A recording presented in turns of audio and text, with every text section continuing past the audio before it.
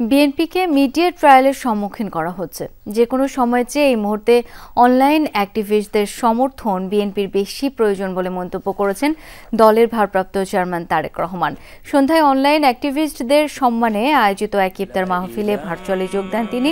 ইফতারের আগে দেয়া বক্তব্যে তিনি বলেন, ধীরে ধীরে জাতীয়তাবাদী শক্তি ও গণতন্ত্রের বিরুদ্ধে ষড়যন্ত্র গড়ে উঠছে। তারেক রহমান আরও বলেন, বিএনপির উদ্দেশ্য ভালো বলেই 2 বছর আগেই সংস্কারের রূপরেখা দিয়েছিল। চক্রান্ত ব্যর্থ করে নতুন যুদ্ধে জয়ী হওয়ার আহ্বান জানান বিএনপি মহাসচিব।